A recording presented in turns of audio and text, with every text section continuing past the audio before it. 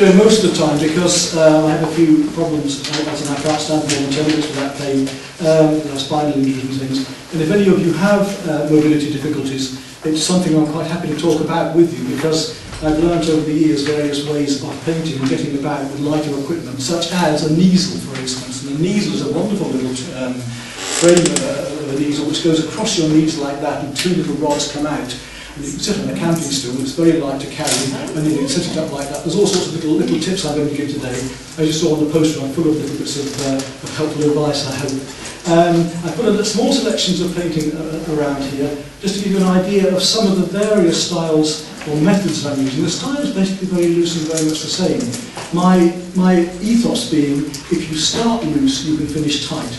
If you start tight, you can't be looser. Or you can, I'm going to go through the difference of the point of that, but I will show you ways of doing that. But, so we start loose and go tighter and tighter and tighter. I'm going to do here. And I'm going to attempt in the next hour and a half, maybe a few minutes more if I've got a bit longer, to do a quick watercolour of Hebridean scene, as well as the acrylic oil. There's about umpteen ways I can produce this oil. The thought today we'd have a bit of fun in wall painting, because I'm going to actually use some rollers to start off with, and actually start painting the acrylics with those, which you might not have seen before. You know, the idea is to give you new ways, new inspiration, new bits of fun to try out yourselves. Which I've seen you before, somewhere, It's with wood, actually, as well. It's with wood. I've never done any art in my life. Well, hopefully you'll start today then. I've got a large website, two sites in fact, peterwoodarts.com and the Art and Reading Works. The peterwoodarts.com is a website that has all the free information on all my paintings on, and then the Art and Reading Works is a more commercial site, which Rosie heads, which has all the DVDs and so on. So anyway, acrylics here, and then because they'll dry so quickly, oils over the top, to show very rapid ways that we can work in that way. For instance, if I'm doing a landscape outside, then I need to be finished within 3 hours. That beach scene painted in Provence was done in 2 3/4 hours, on the spot, sat there, and it's on one of the videos that I've got here, so you know, all can be proved. I'm going to show you just some of those before we carry on. Get off this chair. Now this one is rather fun. I was in Cuba a few weeks ago, painting for a couple of weeks, that was great. Now this is acrylic inks, with some watercolour and pastel and a little bit of gouache over the top. So a very, very loose and vibrant and bright way of working to try and capture that light and those sails. Then, keeping bright again, at the moment, this is pastel used with water. So soft unison pastels, you can paint them with water, just like watercolours. People don't realise that. So if you have a watercolour that's gone totally wrong, and it's totally dead, and you don't want to wash it off, you can work pastel over the top. Now pastel is a very fine pigment bound by gum arabic, a bit like watercolour. So you can paint it with the water, blend it in, you can put it onto the paper and blend.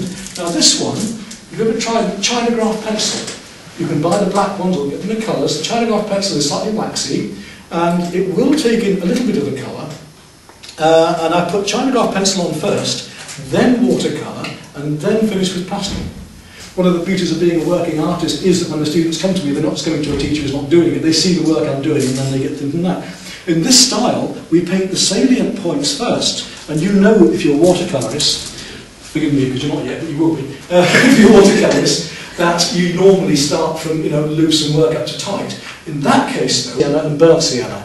Now raw sienna is nicer than yellow ochre because it's more transparent. As if you watercolourists, as a tip for you, Aureolian yellow, if you haven't used it, try it compared to lemon yellow. It's more transparent, it's beautiful. Hazel Selwyn loves it too, and she's a great watercolourist. So, Aureolian yellow, and it's the looseness and the way of working I'm talking about. We've talked about the working from loose to tight, but also we want to be thinking about the thing as a jigsaw. Don't get bound down by, I'm worried about painting this bust, I'm worried about painting that figure. Treat the whole painting in the same way at first, with the exception of something like that style I showed you where you're painting a little more detail at first with those figures and then going looser. If you paint in the way I'm about to tell you, it'll make life so much easier for you. Try and keep the whole painting going at once. I'm going to do that with this. I'm going to be working rapidly all over it as fast as I can and with a watercolour. Comparing one colour to another. So, like a jigsaw, the right colours in the right shapes relative one to another in the right places. So the right colours, the right shapes, the right places relative one to another. And if we put a colour here and compare it to a colour there, to a colour here, When the colour's on the brush and it's correct, then put it all over. When you've got it on the brush, why just put it in one place? If you finish one bit of a painting and then go on to complete that, the whole rest of the painting may be wrong to it. So try and keep the whole thing balancing onto another. And what will happen that way is, like a jigsaw, your painting gradually appears in front of you. And rather than painting the whole figure and the eyes, nose and mouth, if you paint it very loosely and gradually build it all up just as shapes, forget what they are, don't worry about it's a horse or paint the whole painting like a jigsaw, and the horse disappears, the dog disappears, the person appears. As we'll see here, there's a little doggy swimming in there. And that will just, we'll bring that up at the end, hopefully. The beauty of these little rollers is that you can roll flat areas. And I could do the whole thing a la primer straight off with oils. I could do it straight off now. This is fairly absorbent board. I use canvas and boards, and boards are fairly absorbent. So I could be painting oil straight on, but just for the fun of it. And I haven't done this before in this way. I've been using the rollers for other things. I like to experiment and explore as well. What's the point in doing the same thing all the time? You're about to start painting. Some of you are about to try something new that I'm going to show you here. Don't worry about it. Don't worry about the person next to you seeing it, or the local art society, or whether it's going to sell, or whether Mabel thinks it's a good painting or not, or enjoy. It's only a bit of canvas. You can buy them quite cheaply now. A bit of paper that's worth 50p or whatever. What's all you're going to lose? And you can work up over it in these ways I'm showing you with the pastel and so on, and bring it back again if it goes wrong. And the beauty is that if you succeed, as you will, and some of them just go in the bin, some of them will work, but if once you get that move ahead, it's forever. To try something new, to take that risk of failure. I remember a lovely guy who used to go and use his gallery about the size of this room. He was a millionaire, in fact, in Bridlington. Not many of those about Bridlington. Lovely old fellow, he's dead now, but he had a gallery of his paintings. He used to let us use the room for the demonstrations of the Art Society there, Smashing Art Society, Bridlington Art Society. But the one sad thing for me, he was happy enough with it, was that you couldn't tell where they finished and ended in the 30 or 40 years, because he'd never moved ahead or progressed or taken a chance. He painted in a safe way, fairly photographically, and they never had any real power to them. They weren't really him, he was just copying another style. So yeah, take these chances, explore, and find who you are, and don't be afraid to mix media. Right, the first rule. You can paint oils over acrylics, you can't paint acrylics over oils. So we're going to use acrylics first, oils at the end. We can't do it the other way around. Plastic paint will work with an oil paint. So let's just safe that way around. Going to get just a wash of colour onto this little scene straight away, and then let things gradually dry as I'm working back to here. See how far we can get. So I'm taking a chance on this, because I'm not absolutely sure it's going to work, but I reckon it will. So bear with me, we'll have a bit of fun. I couldn't make a total fool of myself, but I'll take a point together. It's just a time thing. The ones when I was 18, 19, when I was at Grimsby Tech and so on, painting, they're better than some of the ones I do now. But, it's not so much a worse. It's when you've actually got better on that in some ways, because I was exploring more. But this is why I pushed myself to do different things as well. And needs must. The use of pastels over acrylic inks came as a need because there were very, very bright flowers in the garden. I could get that with the oils, but I couldn't get quite that brightness. I could get a delicacy with the watercolour, but not quite that brightness. And the FW acrylic inks are extremely bright. So I found that by using those inks as an underpainting very, very loosely, and I've had students since who've been doing it, and they enjoy the wet into wet looseness of those inks so much they haven't even bothered with the pastel. It's a lovely abstract finish. But then with the pastels over the top, and the cheaper pastels, such as the Inscribes, have those lovely bright, garish, sweet shop colours, the pinks and the bright greens, and I call them snot colours, but excuse my language, the garish greens and things. So they're very useful for things like that, but they are harder, and you can't blend them with the water as easily. Right, I'm going to be working on the vertical here. Now, control of watercolour. If you want a really rainy sky, then you can pick your watercolour up and you can tilt it while it's wet to get the angle of the paint coming down, you see. So if I were to paint this very liquid flat and drop colours in, I could then tilt it at an angle and have all the rain coming that way. And there are hundreds of techniques. Now, what you've been offered here, I've put 2 more sets of notes over there, and they are free on the website as well. If you find all my notes on there, there's a watercolour set there and a pastel set as well. If you want those copying up, you can make an arrangement with Jane as to... just let us know if we can photocopy them. For you, anyways, because the photocopy is out of order at the moment. But I think you find the watercolour notes quite useful. Again, it goes through the basic do's and don'ts and methods, as this does. Right, what I'm going to do in this one is just have some fun and drop in wet into wet straight away. So I'm going to wet the paper, even though I've got a rather small brush for doing this, all the way down. I don't want the stretching paper on this, because it's only a quick demo after all. It's just rather fun to play the 2 mediums one against another. And I want this very misty effect on here, so I get the angles. Lighting's a bit awkward. I've got to be able to see the paper shining to know that it's all wet. I don't want a bit of a dry area, which I don't want on this. I'll come out of the way in a minute. I've just got to see what I'm doing. So don't worry, you guys behind me thinking his head's in the way of bigoting. Yeah. What weight of paper are you using? This is a 140 knot. Now your papers, it goes hot press, which is smooth, okay, and then it goes knot, which is not either. That's the easy way to remember it, and then it's rough. So if you want a bit rough, you know, it's your rough paper. Now rough, I use 300 rough because it's nice and heavy and for the figure paintings and things. And I use 140 on the rest, and I very seldom need to stretch it, I find. I do for fun occasionally. That's an art in itself, but I've got that nice and wet. Right, we're starting then with a very light area here. I suspect it's fairly cool yellow. This actually is a fairly warm yellow, being raw sienna, but we'll just drop that in lightly across there. As long as it's quite warm in here, so this is going to dry very quickly. So I'm going to have to. And I haven't got my tools of the trade with me, masking or anything else. So I'm just going to drop this coming downwards into here. Now, when you make a mistake with watercolour, if you do, you've still got the option with tissue or with the brush to take out colour whenever you like. So I can come back into there and dry my brush out, and I can take a little bit of that light out to give lighter areas. Or I can go back in and make it darker in the same way. So while it's still wet, I can play with this. And remember that watercolour dries lighter than when you put it on. So I can put this on perhaps a little bit stronger than I need it to be, and letting it trickle down a little bit. I'm not worried about this. I say we start very, very loosely and let controlled accident happen. Controlled accident. That's a bit of a dichotomy, isn't it? But we can control the accidental way that these colours flood down. I'm going to put now a little bit of the ultramarine and just mix it on the actual paper, and a little bit more, just a little bit going around that edge, and let it flood in with this controlled accident, just tickling it along, and these lovely effects.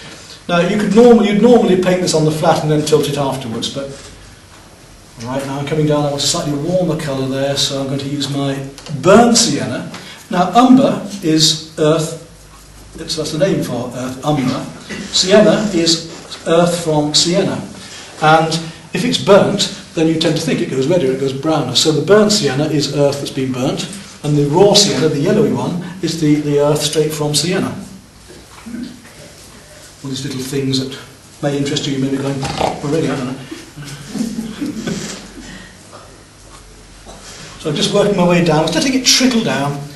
Now I want a stronger and warmer blue, so I'm going to add some of that burnt sienna in with the blue and come a little bit stronger. You've got two ways of doing this. Now, a wash for watercolourists, so excuse me if you already know all of this, but you know, for some of the guys that don't, I'll repeat myself a bit. A wash is your first coat of watercolour. When that's dry, a glaze would be a thin coat of either the same or another colour on the top. And you can have a graduated wash. This is a graduated wash at the moment I'm doing. I'm graduating colours through, either from fineness to thicker pigment, or transparency, or to different colour. I want this quite dark, so I'm going to go quite a bit darker now on that. I've really got to darken up this particular colour. It's quite a deep blue there. So let's really get that running all the way along there. And letting it trickle down to give this furry effect. And ultramarine blue is a lovely one for that. It does tend to get into the grain of the paper. Right, now I'm going to use, this is wet into wet, or wet next to wet, sorry, as I'm going down, wet into wet, wet next to wet. I'm going to put some wet on and then blend those wets together. So I'm going to take a little bit of the red, come through here in places. I'm just lifting out the other bit as I go along. Very, very loose, to get these layers of cloud in the distance. It's slightly warm. Just nice and loose. They're very, very quick, so I've only got, say, an hour and a half to do the whole thing, and so we'll see how far we can get. But even if I don't finish that whole painting, you will have got the idea by the time I've done. I can finish it at home, and you can see it on the website later. Right, I'm going to put lines of these colour in, and then blend them afterwards with a wet brush. All the way down to here. So I'm not painting onto the paper here is dried now. So I'm painting wet onto dry. When you paint wet onto dry, you get a hard edge. That's when you get your details. So wet into wet, wet next to wet gives you soft, atmospheric. Wet onto dry will give you a hard edge. So I'm letting this deliberately come through here to give me a slightly, the misty, cloudy effects of this, you see. And I'm not copying this exactly. Don't be copying photographs off. You're not making a reproduction of the photograph, unless you're doing an exact portrait for somebody. You're doing a painting. It's about feeling, it's about atmosphere, it's about mood, it's about romance, it's about... So I can teach somebody to paint if they have good hand-to-eye coordination and half a brain, as long as they've got the romance. If you want to paint that sunset, I can help you do it. That's not a problem. But it's wanting to do it in the first place. You can lead the horse to water, but... Now I'm going to drop into that wet into wet. This is wet into wet then, now at the moment, just dropping in a little bit of these hilltops, just showing through. Before it dries, I've got to get into there. Right, now clean water on my brush, and just let that blend in softly like that, look. Lift a bit out if you want. Just let it blend in softly together. So this is blending now. We've done the wet into wet, we've done the wet next to wet, now we're blending. And while it's still wet, just let that blend down there. I can still drop in some slightly stronger colour. So, while it's still wet, if I want a little bit stronger just here and there, I can still drop a bit more into there, just to darken it a bit more, to give a bit more feeling of those. But again, I would normally work on a horizontal now, because that's going to trickle all the way down, and I don't want too much of that going on. So, what I'll do, where it's trickling a bit further, I'll just lift out, take the brush and lift out the bits that I don't want in there. I'll take that whole section out there and just let it soften in gradually. So you have got more control than you might think with watercolour. It's not just you put it on, you've got to leave it there, but don't play with it too much. I'll leave it alone. Down here we've got a little boat. I'm going to leave that for the minute for this paint to dry before I put it on, because I want a slightly harder edge. Right here, I want to get a lot of these colours in and come back to this in a moment, but you see just how quickly you can work with watercolour. The colour of that is a slightly greener tint. So I'm going to start using my Prussian blue, which is a much stronger blue. It's what's going to give me my darks. A little bit of warmth into that with the sienna. And it's quite a strong colour, so let's straight onto the dry paper. We'll paint a hard dry. You're all right, can you just see me right there? Give you a way, I'll come back a bit if that helps. So I'm painting in quite a hard edge here, all over that. It's slightly soft when it blends there. I'm going to go over this again in a moment and show you what a glaze is, because I'm going to put the darker shadows across here by doing the same colour again. It's compound interest. If you put the same colour over the colour that's already dried, you've got twice the amount of pigment, therefore it'll go twice as dark. Yeah? You don't have to paint it twice as dark at the beginning. Right, just all the way along there then, right with that. Yep. When it's blending there, I want a nice rainy, the Hebrides, actually painted in a thunderstorm there, and the river came up like that. Good fun, and that was the pastel, and using water with the pastel, because I literally used my fingers and was painting as the rain was coming down onto my paper. I was putting the pastel on using my fingers to blend it just like oil paint. It's great fun, you know. You can paint even during a rainstorm. And again, if you don't believe me, take a look at the films, because it's actually on film, right? Now I'm going to blend that out in a moment. That little bit of shadow there. I'm going to put a bit along here, just to show you the techniques of blending out. So I put that in there, and while it's still wet. So I'd use different brushes for this normally, but not to worry. I've even been known to siphon petrol out from the car when I've run out of turps for paint with oils. You know, you can't do it with diesel, but you can do it with that. And different waters are so different. In Scotland, you know, using very soft iron water. Now I'm going to work upwards with the water. I'm going to blend upwards this time, look. Up to there, and let that soften in. Same with this here. I'm going to let that blend in. Rather than have to paint a thinner coat, I'm just letting the paint do the work for me. Let that dry off. We'll do a bit down here with the brush. Well, that's still on my brush. and those windows can go in a moment.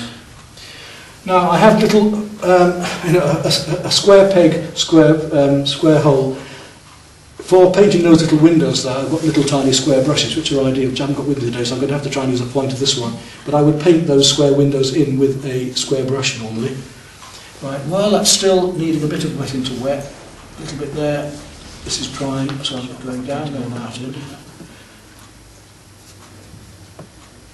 A little bit bluer there. These sorts of colours do suit the subject matter quite well.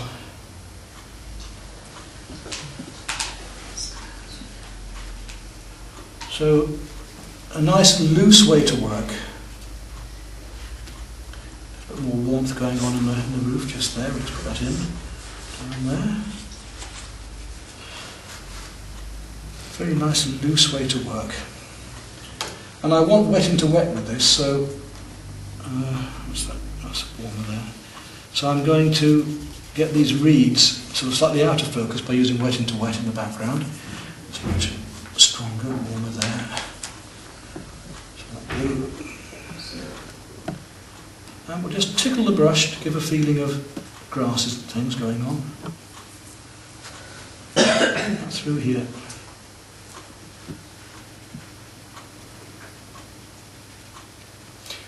And deliberately now come in with that stronger colour we were using earlier, the Prussian blue. Using the brush sideways on, you can get away with just a couple of brushes doing paintings like this, especially a hake or a mop. Still wet there, so I'm still just letting that flood out.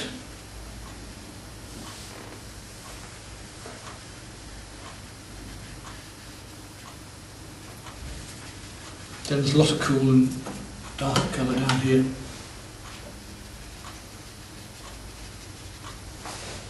A bit stronger. Almost get this one done in one go, I think. Straight through, then we get into the main painting. Warmer tips to that. And I'm just feeling for an effect of light, a background, and I will gradually tighten up more and more into this as I go along, working from loose and getting tighter and tighter and tighter.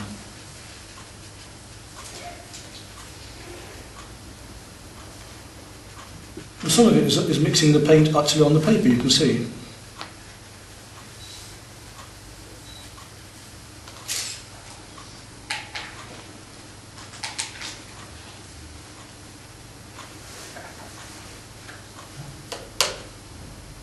Has it gone quiet?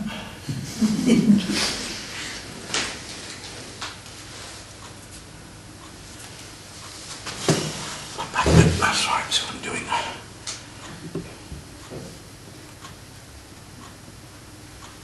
So by going over it again, I can get, it's drying very quickly in here, I can get these slightly darker colours as the paint goes wet over dry. So wet into wet, wet next to wet, wet over dry.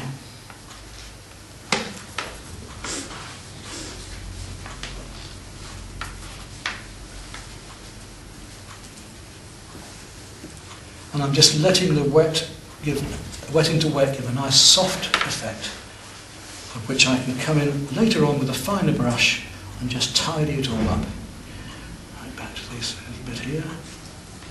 Chimney.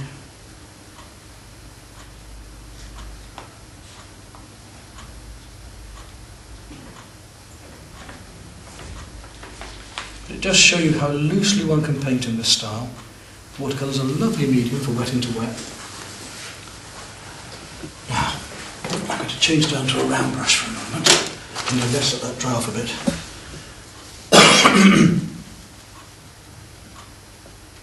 I just want to soften some of these edges a fraction, and get that little boat in there in the background. He's a very pale ultramarine. 4 blues. Cerulean blue is your coolest of your blues. That's a nice acidic turquoise. Then your cobalt blue, then your ultramarine blue, which is what I'm using today, and the darkest of the blues is the Prussian, but it's still fairly acidic. So those are the 4 blues I keep on the palette. You can see some of the notes I've got here. I show the full palettes of watercolours that I keep in all aisles, and I think you've got the full palette. Is there a palette on the sheet there? Does it give you a copy of the colours? No. Yeah. No, No, on the actual sheets. Some of those pages. Think is it? Yeah. Because I know with that palette you can do virtually everything. Now I don't use black. The only time I use black would be the old traditional Rembrandt palette of, for instance, you could paint a painting, limited palette like this, using black as blue, using burnt sienna as almost like cadmium red. The raw sienna or yellow ochre would be like lemon yellow, and so on. And just using black, burnt sienna, yellow ochre, white, burnt umber and raw umber, you can have a whole palette, just those limited colours. The raw umber becomes green, the burnt umber is browner, so that becomes your brown, the burnt sienna becomes your red, the yellow ochre becomes your lemon, and you mix with the black some of the burnt umber to make it warmer, which then makes the black look blue. And it actually works. You can great for portraits because it holds together. Anyway, on I go with this. Let's have a little look at this one here. So you don't use Payne's grey? Payne's grey is basically a mixture of Prussian and black. So, you know, I do use Payne's grey occasionally. I mean, I'm using Prussian at the moment, but I mean, all we're doing is adding a little bit of black to Prussian, aren't we? Yeah. Yeah, it's a nice colour, useful. What I like the Impressionists find is that if I use black, it's going to make things sooty. Where there is light, there is colour. Well, what about umber and ultramarine? Yeah. They go. Yeah, if you want to make a dark, this is it. If you want to make a dark, then the ultramarine and the raw umber or burnt umber or sienna will do that. And also the Prussian blue is your darkest. And you see it goes a tone down, yeah? So that would be a glaze way of painting. It's wet over dry, which gives us our harder edges. Now I want to go very dark just there, so let's see if I can just get these windows in, even with this brush. A bit pleb for this, but what we can do.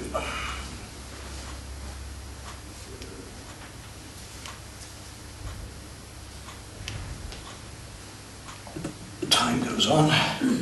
Drain pipe down there. Something across there, just keep the light loose.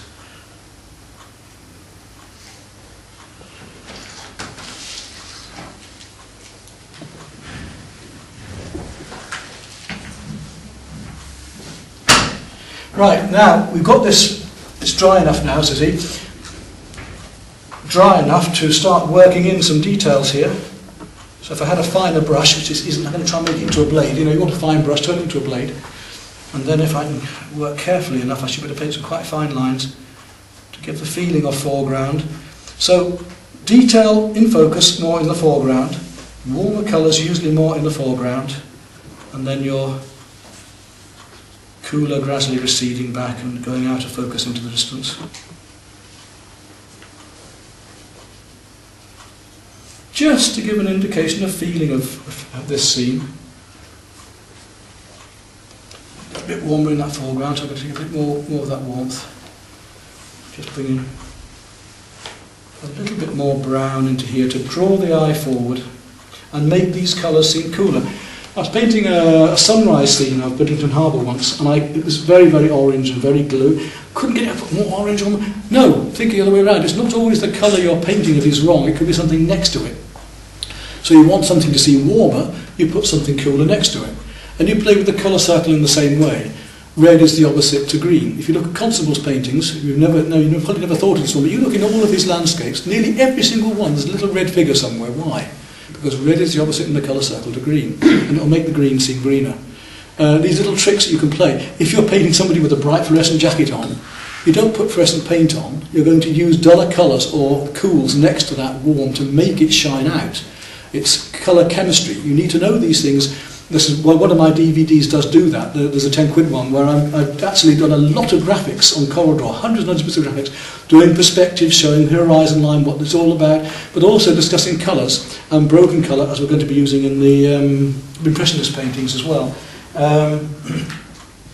Because you cannot hope to paint, not really, without having some knowledge of the language of paint. You know, it's like saying, go and write me a poem and you can't speak the English language. You know, you write it in whatever. You need to know the language. So you see, as I'm putting this warmer colour in here, it's pushing that cooler back, isn't it? If I put a little bit of darks back here, it'll make the other bit seem softer. So let's just put in a couple of these posts going here, just to give a bit more detail, 1 or 2 in the distance there.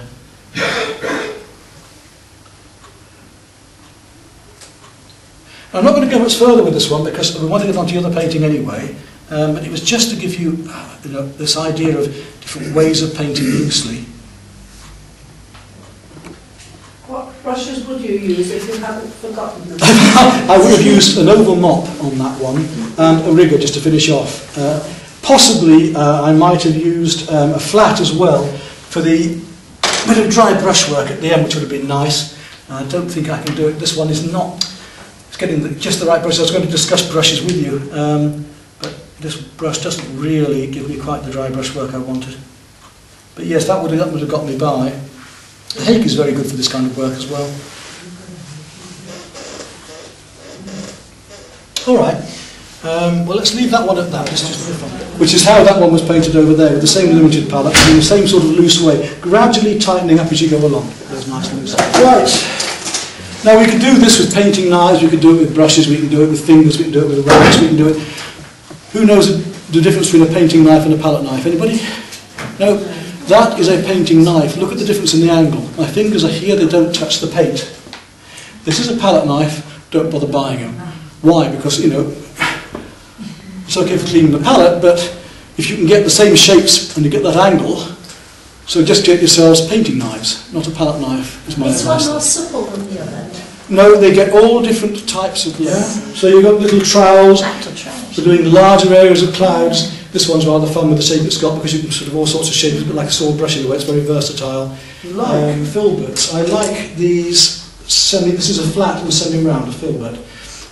Because, especially for portraits, you've got more control, I think, on getting the angles and the softnesses. And although I use flats quite a bit, the flat brush was actually invented by the Impressionists. They used these short strokes of flat colour, whereas I quite like a round, slightly round one as well. So that's what I'm intending to do. What I'm just going to do is play around with this little roller. You can buy them in art shops, they're quite fun. And if you're doing larger areas of colour, more abstract bands and so on, then it's quite a nice little idea, isn't it? So let's mix a bit of colour up with that. Get some water over here now. And see how just quickly you can produce an effect on here. Want that lighter background first. So now, when you're mixing a light colour, don't put the colour in first and then the white. You'll end up with a gallon. Put the white first and then tint in your little bits of colour afterwards. Otherwise, you know, go subtly, in other words. So I'm going to take some white. It's a fairly cool yellow. Now, there are cool and warm colours in everything. A warm blue would be going towards a purple. A cool blue is a turquoise. A warm red would be a cadmium red, which is a bright orangey red. A cool red would be more a purpley red. A warm green would be a browny green. And a cool green is a more bluey green. And a yellow, lemon yellow is a cool, whereas yellow ochre is a warm. You can see there the lemon yellow on the left and the yellow ochre on the right. They're both yellows, but that is warmer than this one. So we're playing with those all of the time. So I'm going to take a little bit of my lemon yellow, because I want a fairly cool, yellowy green, a little touch of the yellow ochre, just to bring it a fraction warmer there, into the white. And just for fun, I don't want it too bright. I'm going to take it down a fraction with a bit of cerulean blue. That should be for the moment. So I'm going to explore and I'm going to experiment a bit. Let's have some fun. Let's see if we can get this going on here. Let's see the sort of textures we can get as well. Now, working onto a dark ground. One of the beauties of a dark ground is that these dark pieces can be left showing through. Again, Constable used it. If you look at some of Constable's fast studies, you'll see the branches are actually not painted on. They're brown undercoat left showing through. When I went to see the Monet exhibition, for instance, as well in London, some of these art experts, you know, in inverted commas, they call themselves, they've got it completely wrong. I mean, Monet was very commercial for his age and year. He actually did not build up layers and layers and layers of oil paint, as they're telling us. When I, as an artist, got closer and looked at what he'd actually done, he'd done a technique I'd been using earlier on for doing delphiniums, where he'd built up with a filler the underpainting, I use ordinary household fine filler, PVA glue, and mix that up, and build up with a palette knife and brushes underneath, very much as you see some of these prints that are varnished, you know, they varnish in the direction of the brush strokes. Built up like that, and he did something similar, obviously with some sort of filler, and then he's primed it with yellow ochre, and he's just scumbled over the surfaces with all these thick, heavy colours, making it look as if he's done hours and hours of work and thicknesses of paint, but it's not, he's built it up beforehand. It's a studio painting, you know. So we can put oils over acrylics, we can't put acrylics over oils. So let's build a bit more of that colour, now we've got something going there. There's a series of different colours. And what I'm finding already, you notice the sort of texture I'm getting here. Now we can make textures with brushes, but with watercolour you can use salt in this texture. You can add salt onto the wet paint, and as it dries it gives a texture. You can put cling film more crinkled onto the wet paint and give us effect of a sail. All sorts of effects you can get with watercolour. Same with oils. You can use rag, you can use a sponge, you can use a bit of gauze, you can use... And what I'm quite enjoying some of this texture here, which is leaving some of the dark showing through. And because acrylic dries very, very quickly, what we're going to find is that I'm going to be able to put one texture over another quite rapidly here, and use that possibly for my leaves in the background as well. So it's a bit of fun. What I've got to watch, of course, is I'm going to lose my my drawing I've got if I'm not careful. Does it really matter? Because I can work into it. So we'll explore. It's not mixed media, it's just mixed technique. If I want it a bit wetter, I want a bit more coverage, I can wet the... So let's have fun just building up a background with this. Bit warmer that colour needs to be. I'm going to get some paint on this table that scene. Library services will be after me. Perhaps I should just sign the table at the end and I can sell it. So I'm putting a bit more yellow ochre in now to make a slightly warmer pillow there. Let's really get this paint going. I want to get on with this painting and enjoy. The whole purpose of doing a painting is to enjoy, so I enjoy sharing, I enjoy doing this with you and sharing. And this is why I do the videos. It's the films I'm making are actually an extension to my art now, I find, because it isn't just me doing a painting, it goes on a wall somewhere it's never seen again.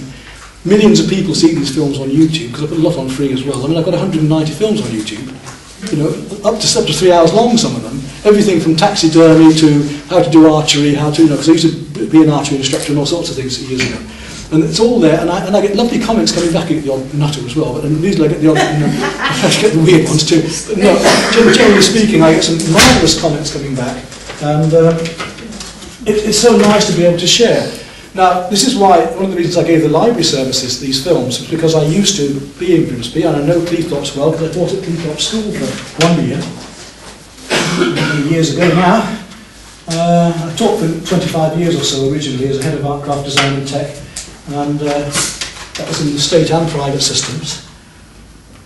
And I thought, well, it would be rather nice for, so you can come a little along like that, look, it would be rather nice for you guys to have the films to watch. And I said, how are you doing, Jane? She said, well, not a lot of interest. I said, well, that's strange, perhaps people just don't know they're there. So I'll do this little demo, and then people can either say, oh no, that was crappy, don't want to watch those anymore, or they'll say, no, that might be worth having a look at. So Jane's DVDs are over there, but I've produced 3 or 4 more since as well, in the Caribbean and so on, and they're in several areas of painting. There's a foundation series, for instance, pottery, 6 hours of filming. I mean, most films only do 30 minutes and they charge you 15, 18 quid. I do a minimum of 2.5 hours. So there's usually a single disc at 3 hours or double disc at 6 hours. And that goes through every way of making pots you can do, basically, from mould making to glazing to decoration. By the time you've seen those 2 films, you could do your own, make up your own pottery. Let's just get some more texture. We'll gradually build this up, one colour over another. I can just see where I am from doing this. If I leave these darks behind, you know, we'll have a painting starting already. I don't really, it's going to be awkward that. A bit more, that's better. There we go. Quite fun, isn't it? You wouldn't have thought of starting an oil painting using, but you could use oil paint with this as well, remember? It's just that you'd have to wait for it to dry more. It's a bit of a pain. No, I know you can use a roller, you can do the living room. No, this is the expert for that. I can't be doing all that standing and leaning. That's my excuse. Leaning back. Alright, so we still want a fairly cool. Do a mural. That's showing your age, Pete. Not a mural, a muriel. I've seen them at carnations. That's right. Oh yes, the curry flying It's only ducks. to be told when I was a baby in arms. Just because you're 10 years younger than me, don't you? Oh, at least.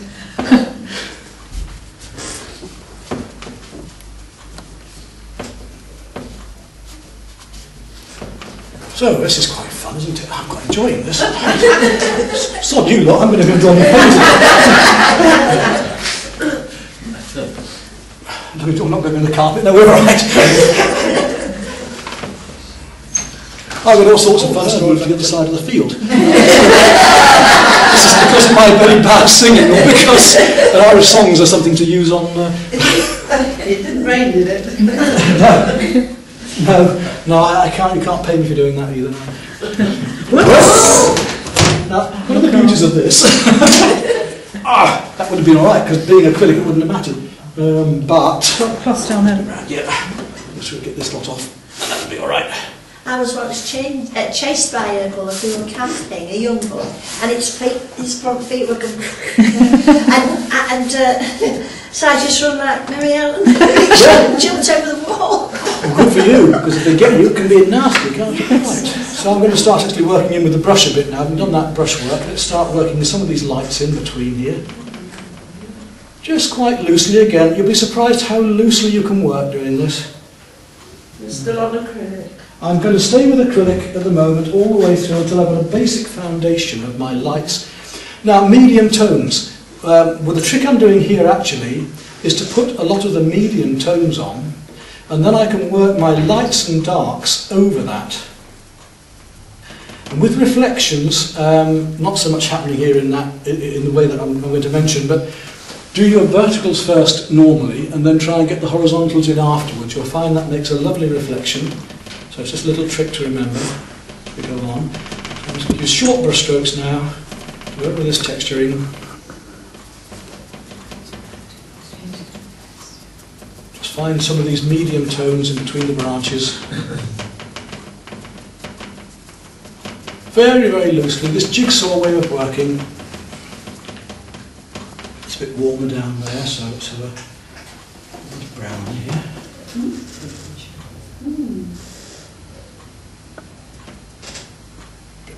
Brown going on there. Let's get some of that in the doggies. Just to establish, I need to establish my tones. I need to make sure one colour is working right to another from the beginning. So let's do that now. So the sunlight coming in down here, dappling with the water. Just to establish these tones. Now, cerulean blue is a very cool blue. So I'm using cerulean at the moment, a little bit of green into it, just to give these cool background colours.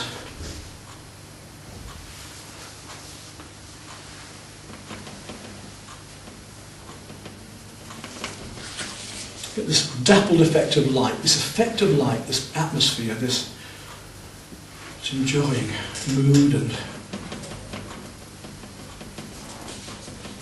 And I could carry on with the acrylics and paint it all in acrylics, nothing to stop me. It's just fun today to be able to use all of these methods together and enjoy and explore. And the painting will just, like a jigsaw, start to appear. I think you're seeing that already. It's just starting to make sense as I go along now. No, it isn't. Yes, it is.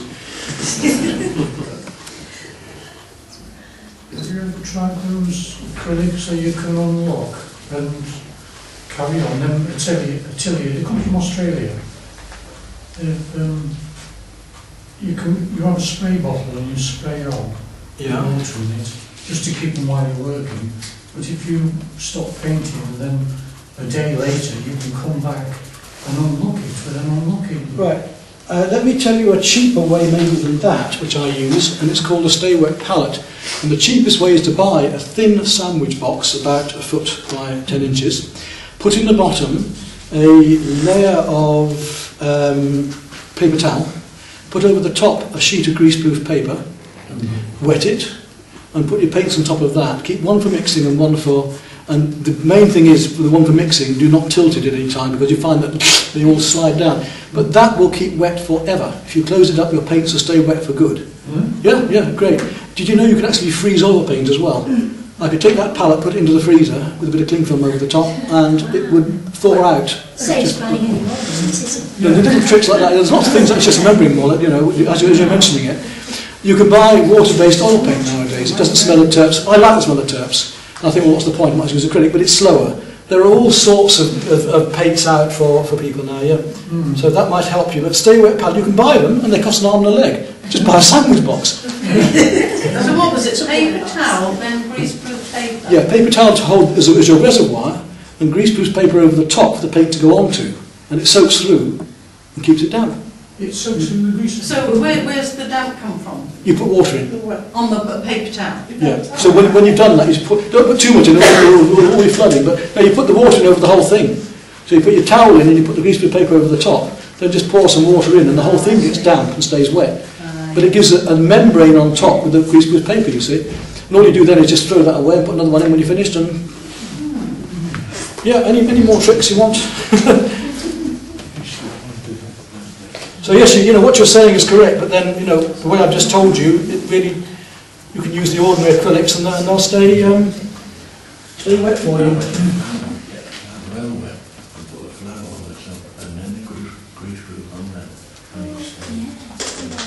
The amount of blues in greens, it's what I said, if you have light, there has to be colour.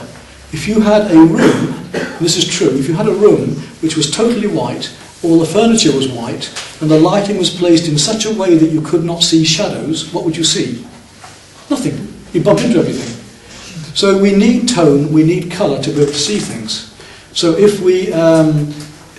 darkness is the absence of light. So the only time you're going to see black is if there is totally no light whatever. So you close your eyes, you totally close up, and then you don't see...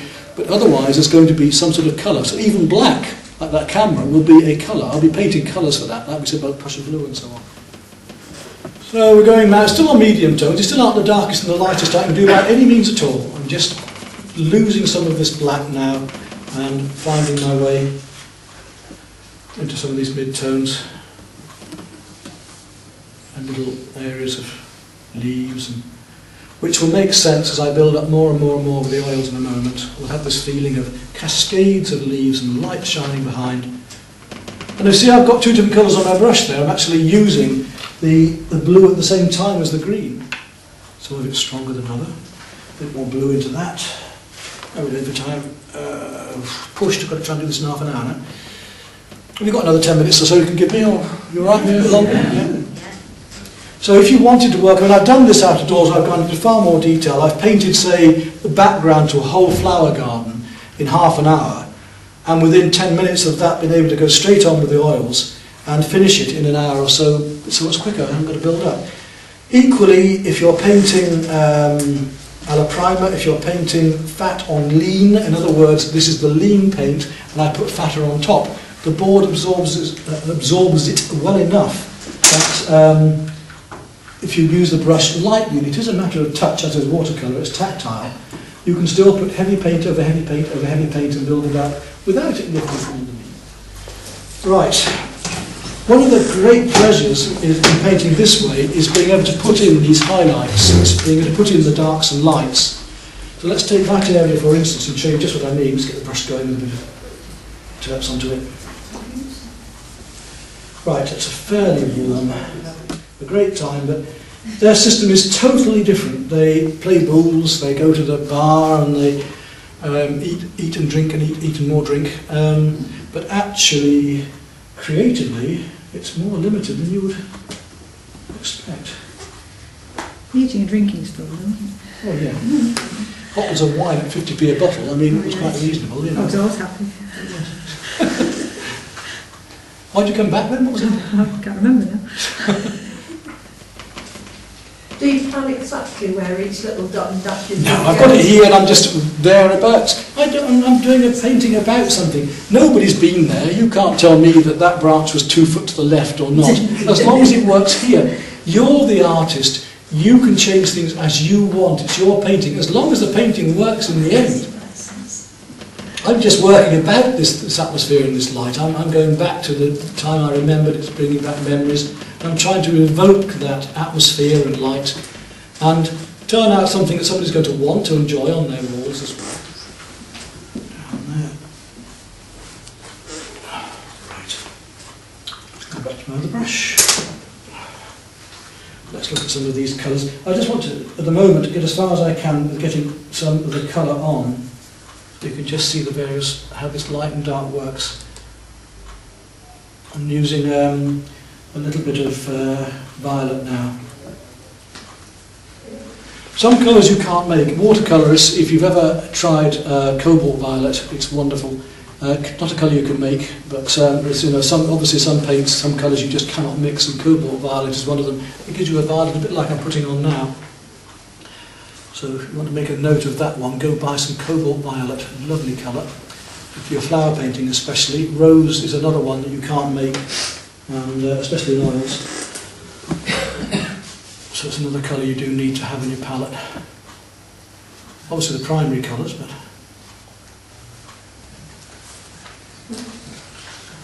Is it safe?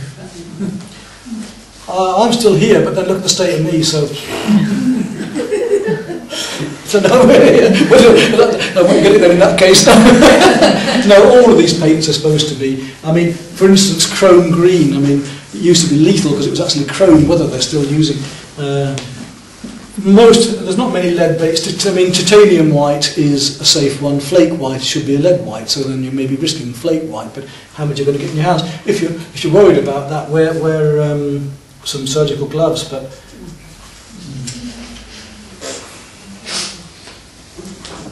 right, let's just look at these different blues for fun. Here is some neat cobalt. Neat cobalt blue, just straight onto there for fun, just to show you the difference in the blues. And how that shines against that for a start. Now I'm going to put on a bit of, just to show you what the difference is, a little bit of ultramarine blue into that. And look at the strength of that blue. And now you can see how colours work one to another. You're only going to put one colour on, it changes the entire painting, doesn't it? Does, yes. How that warmer blue now can work against that violet look here. And that green, that blue is coming into the greens. It's going to be reflecting on the leaf shapes. And how much darker can we go? That seems fairly dark, but I'm deliberately now going to make some nice darks. I'm going to take, was it nasty dark? I'm going to take some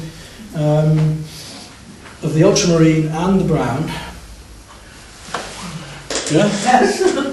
And you thought it was dark before, but now you see I'm using mid-tones. So, here we go.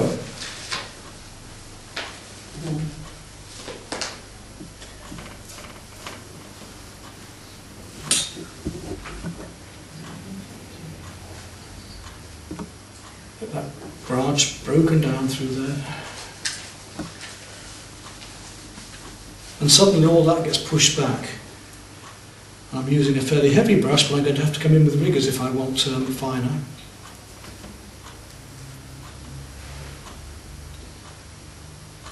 Cool and warm darks.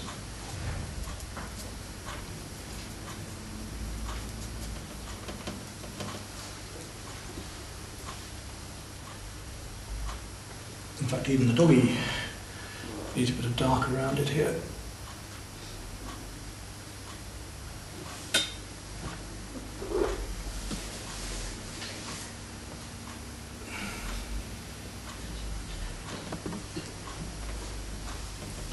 So in our armoury, what do we have? We have warm against cool, we have light against dark, we have rough against smooth. We have the opposites in the colour circle. And don't mistake colour intensity with tone. In some of the demonstration notes I give out, I don't think it's in these, it's certainly in the DVDs. If you photograph, say, yellow next to blue, the yellow looks brighter when you look at it. That's colour intensity. But as you turn it into black and white, it will actually be the same tone. So the difference between colour intensity and tone.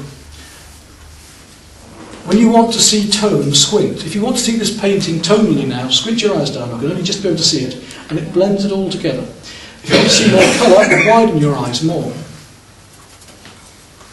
Right, I want more drawing of the eye towards the foreground. I'm deliberately going to add more brown to my dark down here. I'm putting in almost pure burnt sienna into this now to try and draw the eye forward here.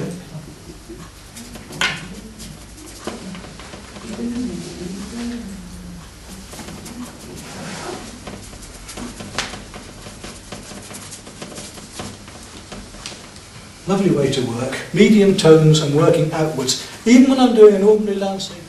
But there are lots of different demos by me on there, short ones. And in fact, the entire Cuba film is actually on there, so, but you don't get the quality quite, obviously.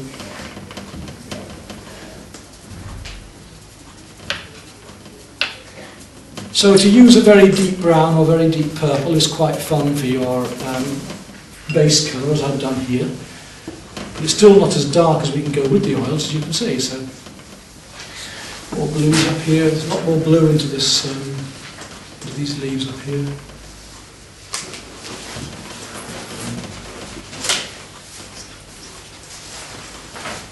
So this is pure ultramarine going on now.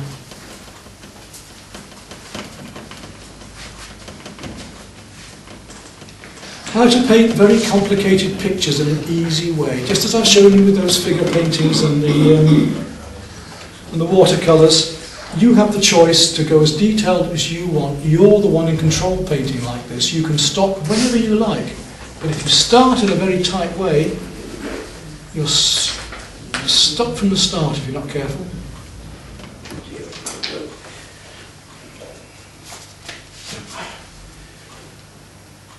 I haven't gone down to my darkest.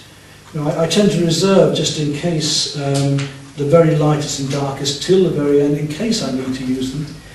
The consistency of the paint that you get is important. Now just working a nice thin creamy colour, try and get some of these branches with the rigger.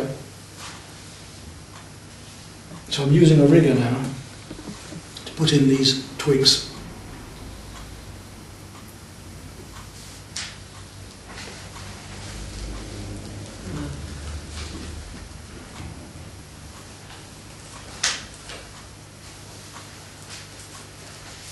It gets quite painful for me at this stage because I'm actually having to keep my arm up there and I've got arthritis in my elbows and shoulders. So, you know, this is, it can't be helped. It's just something one has to live with and bear with. But usually the pleasure of painting itself takes it beyond. You just keep going. You don't.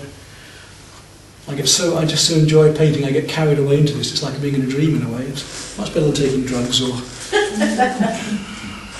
Therapeutic, isn't it? It really is, yes. This way of working. That's why I like people to enjoy these ways of working that I'm showing you, because they are therapeutic ways, so loose and alive, and you're not just copying a photograph or trying to make a reproduction of a postcard. Or you forget about the needs of the day and what fills you into the day and just get on with it with painting.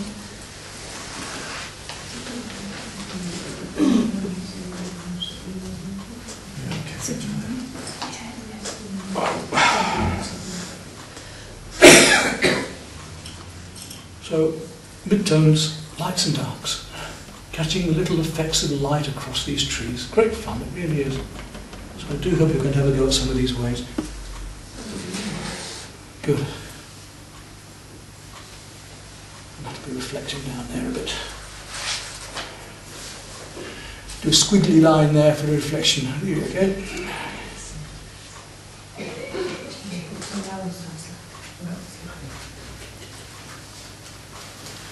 Now let's look at some of these lighter greens I was telling you about, just in case we run out of time. What are we doing now? We're just on time now, aren't we? So if I really want to start making some, now I'm going to use some pure greens in here, these emeralds and bright greens. Let's just shove a few in to see what I mean. Look, here's the sunlight coming down, cascading through here.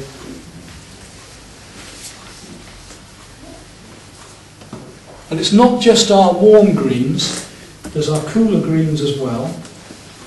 So this is a nice cool green going into the shadows here. And almost too warm. I want to just take that down a bit. But how we can now work up these lights and darks over the top of this. See what I mean? It gives a beautiful richness, doesn't it? Down here the same, a little bit more yellow into that, so a fraction more of this colour maybe, coming down to this bit of water here.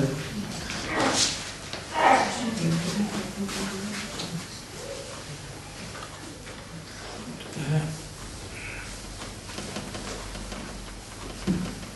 Much more yellowy green into there, so a little bit more.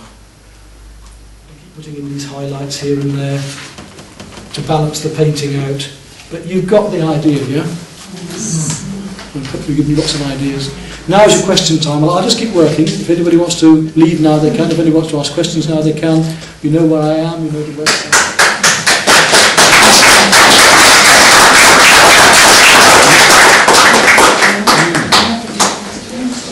Right, questions, awkward ones. I've done watercolours, and when you do watercolours, you start light.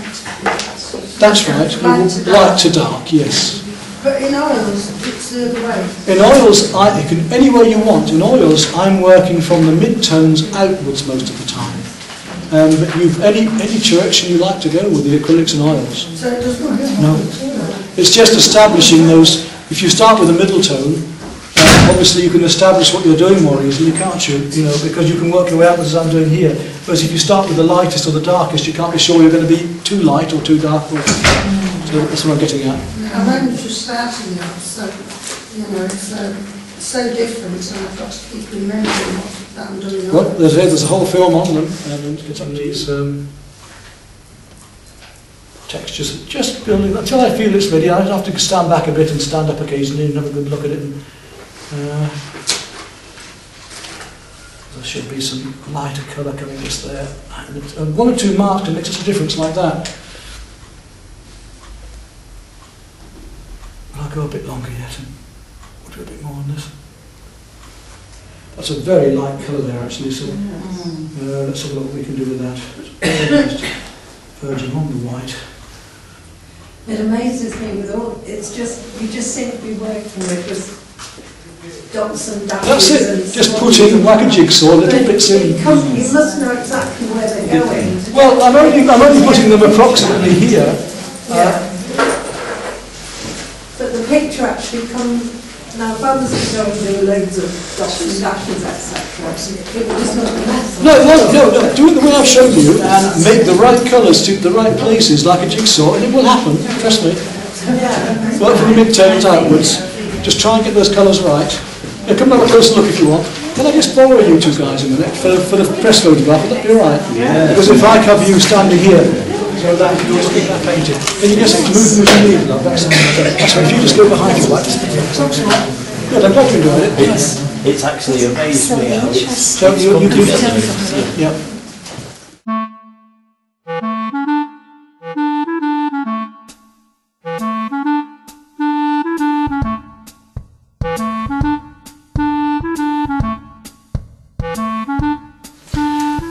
Well, we nearly finished this painting the other day in the demonstration, so I brought it into my small studio now just to finish off.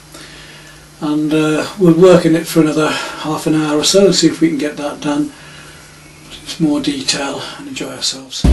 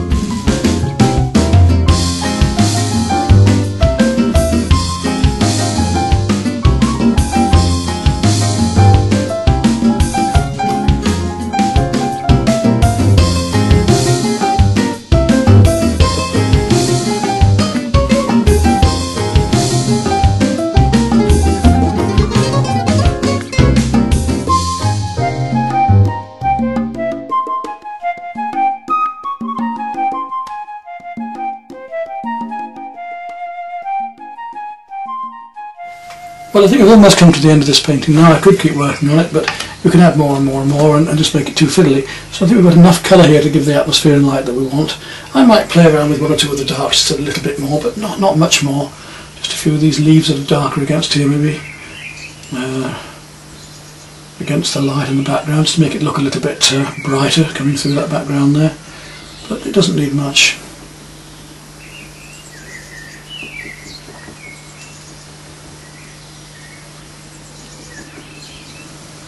You can see how that just draws it forward a bit.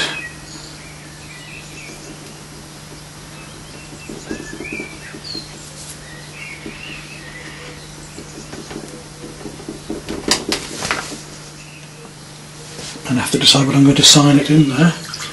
There's a bit of blue in it as well, just to cool it down. So there we are, a nice quick and loose way to paint a very complicated scene. This Labrador swimming in a Quebec woodland lake.